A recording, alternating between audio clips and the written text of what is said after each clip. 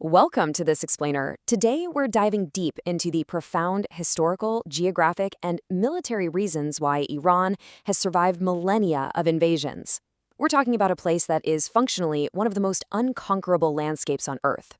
We'll be looking at this through a highly cinematic lens, unpacking the complex geopolitics of the region, and using some pretty vivid analogies to figure out what makes this nation such an absolute puzzle for military planners. When military analysts look at the prospect of a conventional ground war here, they absolutely don't see a swift victory. They see a trap. Max Boot famously called it the mother of all quagmires, right? But to really grasp why modern analysts use such terrifying, stark language to describe a potential conflict, we kind of need to zoom out for a second. Because to understand the present, we've got to ask a massive historical question. How on earth has a nation survived the Greeks, the Romans, and the Mongols without losing its fundamental identity? I mean, for over 5,000 years, the most powerful empires on the planet literally made the exact same mistake.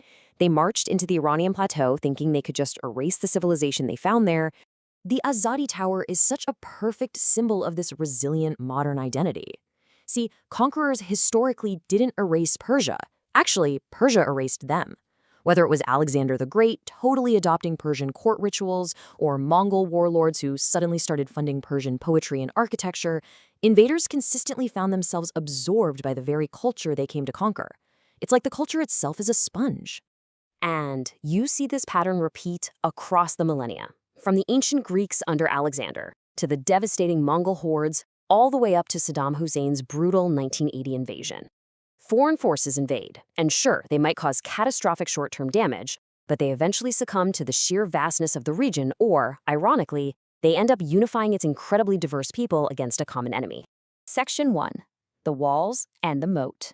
Iran's Natural Defense. Just imagine a towering, photorealistic wall of solid rock. That is basically Iran's border. The sheer geography of the country, surrounded by the jagged Zagros Mountains in the west, the towering Elburz Mountains in the north, and flanked by utterly uninhabitable deserts like the Dashta Kavir, it creates an absolute logistical nightmare for any invading ground force. It's literally a fortress built by nature, designed to funnel invaders right into deadly, predictable bottlenecks. And Iran leverages this brutal terrain to achieve what military strategists call strategic depth. Because the country's massive, roughly 4 times the size of Iraq, just to put that in perspective, they can afford to trade vast amounts of rugged internal territory. The strategy is to intentionally draw enemies deep into this mountainous labyrinth, purposely overextending the invaders' supply lines and just bleeding their fuel and logistics dry before launching counterattacks. It's like letting someone wander into a maze until they drop from exhaustion. To put the sheer scale of this geographic challenge into perspective, military experts estimate it would require 1.6 million troops just to attempt a ground invasion of Iran today. Let that sink in. That is an unimaginable mobilization. It would require roughly 3/4 of the entire United States military, pulling forces from Europe and Asia just to secure the terrain. No way around it, the numbers are staggering. Consider this stark contrast for a second. Back in 2004, capturing the relatively small Iraqi city of Fallujah was a massive, bloody undertaking. Now project that onto Tehran. We're talking about a city of 15 million people nestled deep inland within a literal bowl of mountains. Pacifying Tehran alone would demand a deployment rivaling the entire U.S. presence during the absolute peak of the Vietnam War. It would essentially be the largest urban battle in modern military history. Section 2. The Traps Inside. Modern Area Denial. So transitioning from the mountains to the water, modern Iranian doctrine relies heavily on what's called A2/AD, or anti-access/area denial. Think of A2/AD as the military equivalent of setting highly lethal, invisible booby traps inside a narrow, inescapable hallway. You don't need a massive, technologically superior navy to win this game. You just need enough localized firepower to make it insanely costly for a superior enemy to even step foot in the room. And that hallway, it's the Strait of Hormuz. At its narrowest point, it is just 40 kilometers wide, yet an astonishing 20% of the entire world's oil supply passes right through it. By fortifying this specific choke point, Iran basically holds a knife to the jugular of the global economy. This means a localized conflict there instantly impacts fuel prices and markets worldwide, trickling all the way down to your local gas pump.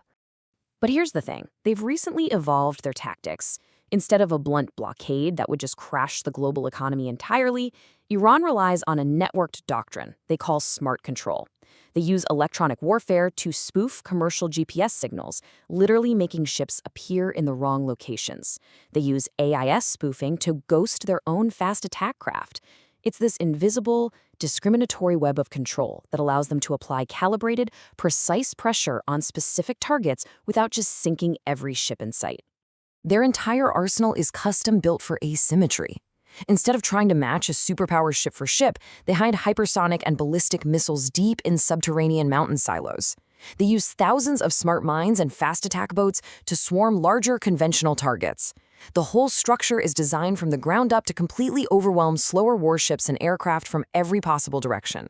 It's a real David and Goliath setup, but David has thousands of slingshots.